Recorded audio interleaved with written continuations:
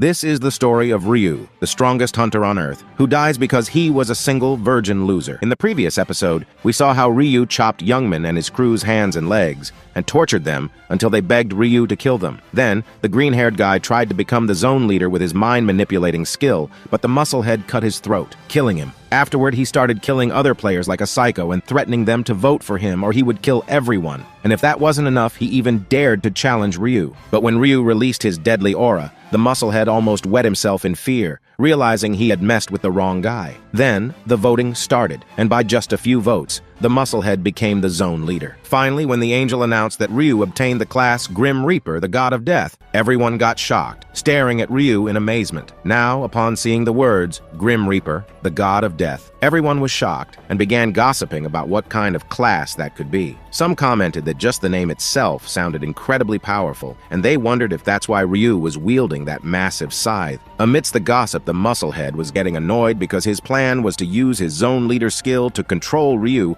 and beat him into a pulp. But who would have known that Ryu had obtained a class from who knows where? So guys, today we have 4,500 likes. Please like and subscribe to support the channel. Now, let's continue. The angel explained that this ranking was based on who changed their class first. When the angel saw the system window and noticed that Ryu was not only the first in her zone to change his class, but also the first in the entire world, she praised him. Ryu had obtained his class in only 39 minutes and 42 seconds, which was remarkable. The angel mentioned that the Grim Reaper class was a hidden class, and only one person in the entire world could obtain it. After that, the class would disappear. Interestingly, Ryu's name, Black Scythe, matched perfectly with his class. With a mischievous smile, the angel even asked if Ryu could see the future or something like that, implying that his name matched his class too perfectly. Ryu, ever cool and composed with a neutral face, explained that he didn't know anything about it, and that obtaining the Grim Reaper class was purely coincidental. As they continued their conversation, the other players noticed that the angel was not talking rudely to Ryu, unlike her usual demeanor. Ryu smiled to himself, realizing that this angel was unaware of the process by which he obtained the Grim Reaper class. She only knew he was a Grim Reaper, and Grim Reapers were the natural enemies of the angel. Now, upon hearing Ryu's answer, the angel slowly placed her hand on her lips, showing interest. Her expression took on a somewhat naughty look, as she couldn't believe someone from her zone had acquired a class. This meant that Ryu would be the only one unaffected by the zone leader's skill. Hearing this, all the players got a little confused and began asking what she meant. The angel decided to explain everything related to this with a warm smile. She clarified that the zone leader's skill, authority, would not work on people who had obtained a class. This meant that the musclehead would not be able to command Ryu. She also added that she forgot to mention the most important information. The zone leader could only use their skill on 10 people, and it was a one-time use skill, not an unlimited one. After hearing this information, a chilling silence fell among the players. Meanwhile, the musclehead was greatly annoyed and he cursed the angel, wondering why she had revealed this to everyone. He even muttered, "Is she a bitch?" The angel responded by saying that the fastest player to receive a class should receive a deserving reward. With a flick of her finger, she granted Ryu 2 rewards. The first was a low-rank armor selection coupon, and the second was a mysterious chest. Ryu wasted no time and immediately opened the armor selection. In front of Ryu, 3 different armors appeared: a plate armor, a leather armor, and a mage's robe. Without hesitation, Ryu selected the leather armor, as it would provide some durability without hindering his agility. Next, Ryu opened the mysterious chest, revealing 3 options: 3x experience boost for the round, 3,000 gold, and some information related to round 3. Ryu contemplated his choices, considering that in round 3, monsters would rain from the sky. Therefore, he decided that the 3x experience boost would be the best choice to help him level up. The angel announced that the round had ended, and they would reconvene for round 3 next month. As everyone slowly began to vanish in a bright yellow light, the angel's tone turned creepy as she expressed her anticipation for the next round and the expressions on their faces. With that, the round came to a close,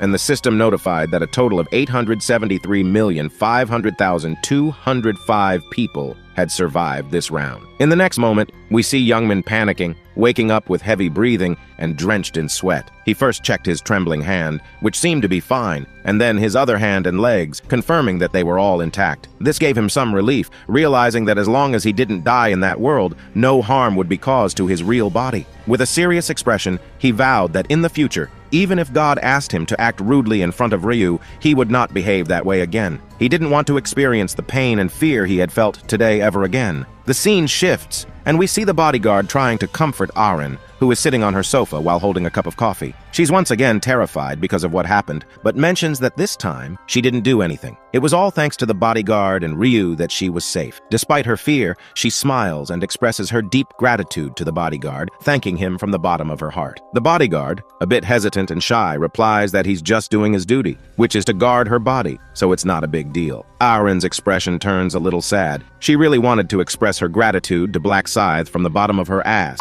from the bottom of her heart, and asked if there was any way to do that. The bodyguard explains that since they don't know Black Scythe's real name or what he looks like, there's no way to find him. He adds that he thinks Black Scythe doesn't want his real identity revealed, as he even refused to share his bank account number, which could have led to discovering his true identity. Hearing this, Arin becomes genuinely sad, realizing there's not much they can do, even though she desperately wants to meet him. The bodyguard suggests an idea. If Arin really wants to show her appreciation to Black Scythe, she could consider giving him a meaningful present when they meet in the third round. Arin agrees that it sounds like a good plan and promises to think of something that Black Scythe will definitely like. The bodyguard advised Arin to eat, get some rest, and relax, assuring her that he would see her the next morning. With that, he left her place. As he was about to step into the elevator, his phone rang, and to his surprise, it was none other than the Heavenly Demon on the line. The bodyguard congratulated the Heavenly Demon on obtaining the Dark Knight class. The Heavenly Demon downplayed it, asking about how the bodyguard and Arin were doing. The bodyguard, a bit hesitantly, explained that due to an unfortunate incident, he and Arin had only managed to reach level 8. Fortunately, no one had suffered serious injuries. Upon hearing this, the Heavenly Demon's tone became more serious. The bodyguard, while heading towards his car, mentioned that he was on his way to meet the Heavenly Demon and would provide a detailed report in person, as it was a long story. In a deep voice, the Heavenly Demon inquired if it was related to Black Scythe, to which the bodyguard affirmed. The Heavenly Demon instructed the bodyguard to come to his hotel, expressing a strong desire to hear every detail related to Black Scythe. As the bodyguard entered his car, someone was observing him from a distance, and that someone was none other than Ryu. Rewinding time by 10 minutes, we find Ryu waking up from the dungeon, with Wani sound asleep beside him. Ryu wasted no time and immediately activated his tracking skill, anticipating that the first thing the bodyguard would do was report everything to the Heavenly Demon. Ryu prepared himself to follow the bodyguard's trail, taking advantage of Wani's deep slumber. Returning to the present, Ryu sported a satisfied smile, knowing that his hunch had been correct, as the bodyguard was indeed heading straight to the Heavenly Demon. The scene shifts to a dimly lit night under the full moon, where the Heavenly Demon stands on his balcony, gazing at the city below. He's enjoying the peaceful moment and remarks that nights like this are perfect for work. With that thought, he turns away, knowing that he will soon receive a report about Black Scythe and then get to work. After a while, he sits down on his sofa, waiting for the bodyguard to arrive. He can't help but wonder about this mysterious figure, Black Scythe, who holds the #1 ranking in the entire world. Anxious thoughts occupy his mind, and he begins tapping his fingers on the table, contemplating whether Black Scythe had attacked the bodyguard and Arin. In the midst of his anxiety, he slowly raises his hand and declares that if Black Scythe dared to harm his people, he wouldn't let him go unpunished, no matter his world ranking. At this moment, we finally get a glimpse of the Heavenly Demon's face. He sits with a dead serious expression, clad in a black suit, holding a glass of wine in one hand, the other on his cheek, and his legs elegantly crossed. He means business and won't take any threats lightly, even from the top-ranked player in the world. Then, as he was thinking about what he would do to Ryu, the bodyguard finally arrived at his place and started knocking on his door. They greeted each other, and then the bodyguard, again with a smiling face, congratulated the Heavenly Demon for getting a unique class as well as surviving the round. The Heavenly Demon sat on his sofa and, while drinking his wine, said the second round was easy as a piece of cake. He obtained the unique class as he was lucky, and he is nothing special. The bodyguard said that luck is also a skill. Plus, getting second in the whole of Korea is not something that luck can achieve, and it's an honor that he is working with someone like the Heavenly Demon. While the Heavenly Demon was hearing all the praises with a little smile, sipping the wine and glaring at the bodyguard, he placed his wine on the table and said that the bodyguard must want something from him. That's why he is flattering him so much. While the bodyguard was silent. Then, with a gentle smile, the Heavenly Demon asked, while nodding his head, saying he can ask anything if he wants to, and not to be scared. It's not like he will eat him or something. The bodyguard hesitantly asked if the Heavenly Demon could tell how or from where he obtained his class. The Heavenly Demon, with a smile waving his hand, said it was nothing special, as he was just killing some monsters. And suddenly the system notified him that he obtained a class. That's all. Now let's take a closer look at the Heavenly Demon, grinning mischievously. He's got a little secret up his sleeve. You see, it's not because he battled some monsters that he landed himself a new class. Nope, he was just plain lucky. When that angel handed out unique classes to everyone, he didn't score any regular old skills. Instead, he got his hands on a nifty item that lets him switch classes. All he needs to do is reach level 10, and bam, he'll automatically become a Dark Knight. So when he bragged about his class, he wasn't fibbing. Luck was on his side big time. But here's the kicker. He can't spill the beans about this vital piece of info to just anyone, not even his closest comrade. You see, people can change their tune at the drop of a hat, and he's not about to trust anyone but himself. He's playing his cards close to his chest. Now our heavenly demon gets down to business, his tone serious as a heart attack. He's eager to hear how they got banged up during the second round. His eyes turn icy as he asks, "Was it Black Scythe?" It's a chilling look, let me tell you. The bodyguard, quick on his feet, reassures him it wasn't Black Scythe who did the damage. In fact, he was their savior in this mess. The heavenly demon raises an eyebrow, surprised for a moment. He wants the full scoop, every last detail. So the bodyguard spills the beans, telling the whole tale of what went down, and then he drops a concern bomb. He's worried that Aaron might have taken a hit mentally from all of this. The heavenly demon sat there, deep in thought. His fingers were all twisted up, showing just how close he came to losing his trusted subordinate and nearly losing Aaron. It was a real serious situation. He picked up his glass of wine from the table, taking a sip, and then he asked about the fate of the guys who tried to off his bodyguard. He wondered if Black Scythe had given them a painful end. The bodyguard spilled the beans,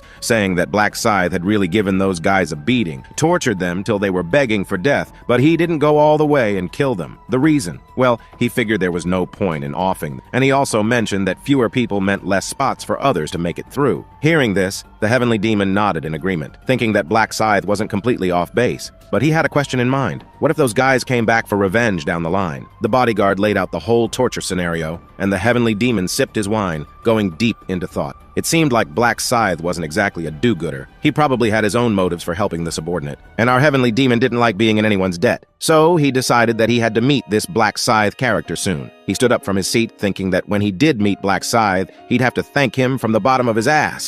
Sorry, from the bottom of his heart. He made it clear that he wanted to keep an eye on Black Scythe, and that if the guy needed anything or asked anything of the bodyguard, he had to report it pronto. Being indebted wasn't his thing, and he wanted to stay on top of things. Then, as he was leaving, the heavenly demon stopped midway, turned back, and with cold eyes like a venomous snake, he addressed those who had attempted to harass Aaron, referring to them as sons of bitches. He asked for their usernames. As we zoomed out, we saw Ryu standing outside the building of the heavenly demon. He was ready to leave the place as his work was done. Now he knew where the heavenly demon lived, and his plans would proceed smoothly. The heavenly demon was a very strong player, given his class, Dark Knight, which was terrifying. To use the skills of a Dark Knight, the user had to collect a certain aura called Dark Aura, obtainable only by killing a person and absorbing their life essence. This class suited someone like the heavenly demon, who had a penchant for killing, but he targeted only those he considered bad. Ryu pondered with a sweet face whether having someone like him on his team would be too dangerous. He decided he would manage it when the time came. For now,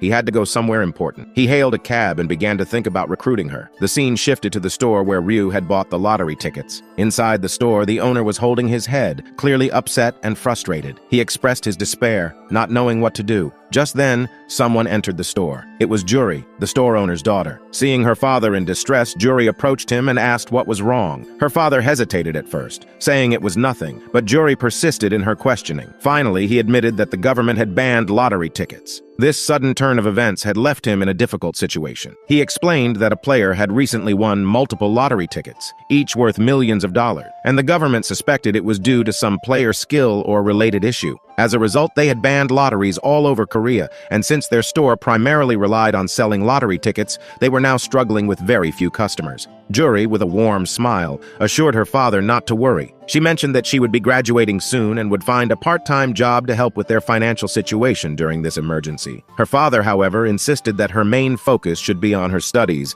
as her dream was to become a doctor, and he would handle the money problems. With a bit of a neutral expression, Juri revealed that she had given up on becoming a doctor due to the current situation in the world. Her father suddenly realized the weight of his worries and anxieties, expressing concern about what might happen in the next round and the thought of something happening to Juri being too much for him to bear. He confessed that despite wanting to be normal, he couldn't help but worry, and if things continued this way, he felt like he might go crazy. Seeing her father in such a state, Juri reassured him, holding his hand and telling him not to worry. She explained that now that she had a class, she wouldn't easily die in some otherworldly place. Her father, still puzzled, asked what she meant by having a class. In response, Juri used her skill. She placed her hand close to her father's hand, and a bright yellow light emitted from her hand, entering her father's body. The sudden display of her power left her father shocked and bewildered. With a bright smile, Juri raised her hand, which emitted a radiant yellow light. She explained to her father that he should be feeling a bit better now because of her unique skill, which she had gained from the other world. Her father indeed felt a lot better than before, and praised Juri for her abilities. He thanked her, and she assured him that he could let her know whenever he was feeling down, and she would use her skill to relieve his worries. With great enthusiasm, Juri encouraged her father to cheer up, and he chuckled, agreeing that whatever would happen in the future, they shouldn't worry about it now. They would face it together when the time came. Just then, the doorbell rang, signaling the arrival of a customer. Juri's dad turned to welcome the customer, but was immediately shocked when he saw that it was none other than Ryu, the person responsible for the government's ban on lottery tickets. Juri whispered to her dad, asking who he was, and her father panic-strickenly replied that he was the person who had won 115 lotteries, all in first place. Due to his winnings, the government had banned lotteries, causing significant trouble for their store. Ryu, with a pat on his shoulder, slowly approached the store owner and asked if he remembered him, mentioning that he had bought many lottery tickets from here a month ago. Juri's dad hesitated but admitted that he did remember. Before he could say anything more, Ryu bowed down, startling her father. Ryu apologized, stating that because of him, the store owner was in trouble. He had seen on the news that after he had won the lottery, the government had banned it, and since the store's main income came from lottery ticket sales, the store owner was facing difficulties. Ryu sincerely expressed his regret. Hearing and seeing Ryu, Juri stared at him, feeling somewhat tense and nervous for some reason. Her father waved his hand, saying that it wasn't Ryu's fault and that it was okay. They weren't starving because they couldn't sell lottery tickets anymore. However, Ryu insisted that it wasn't okay. He believed that since he had caused this trouble,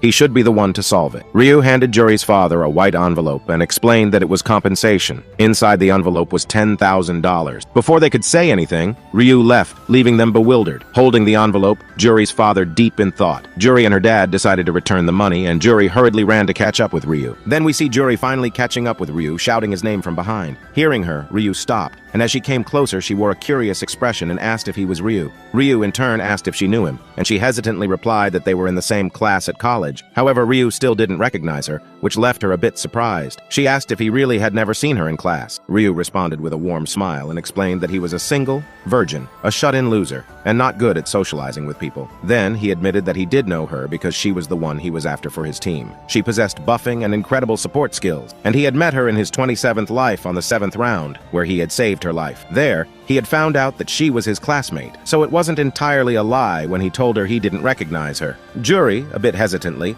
asked Ryu if they could go to a park to talk. Ryu, with a warm smile, nodded and agreed. The scene shifted, and we saw both of them sitting on a bench in the park, somewhat resembling a couple on a date. Juri handed the money envelope to Ryu, insisting that they couldn't accept such a large amount of money. Ryu, knowing that this was precisely why he had given her the money, refused to take it back, which startled Juri. She strongly insisted on him taking at least some of the money, as her hand was starting to hurt from holding it for so long. Ryu firmly declined, explaining that he had given the money to the store owner because he felt guilty for being the reason behind the store's loss of income. Therefore, he couldn't take it back. Hearing this, Juri began to panic, saying that the amount was too large, and they didn't know how to repay his kindness, which was exactly what Ryu wanted. Juri then had an idea and suggested that she would take $1,000 and return the remaining $9,000. Ryu questioned why she was deciding what to do instead of the store owner, and she responded by revealing that the store owner was her dad, so she had the authority to make such a decision. Then, a bit sad, Juri mentioned that she still couldn't believe that Ryu had never seen her in class, as she immediately recognized Ryu when she saw him in the store. Then,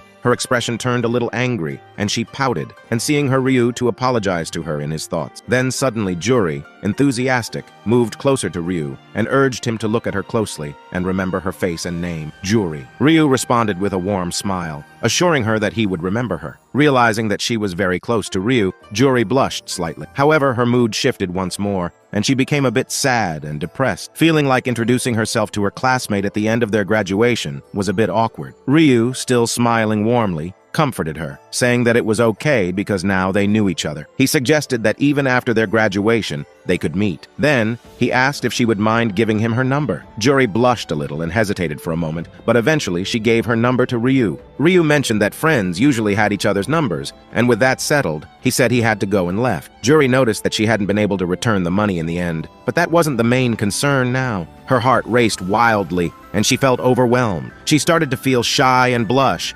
confessing that she liked Ryu. She explained that she had seen Ryu in her first year, getting brutally bullied, and from then on, whenever she saw Ryu being bullied, she would call the cops for help out of pity for him. Over time, she had started following Ryu regularly and had found herself developing feelings for him. However, she had never mustered the courage to confess her feeling. Now that she had met him again, and Ryu had helped her family, she decided to be more open about her affection. With a slightly tilted head, and while holding her hair, Juri asked if she could invite Ryu for a meal. The video ends here. Write part 5 in the comments for the next part. Thanks for watching.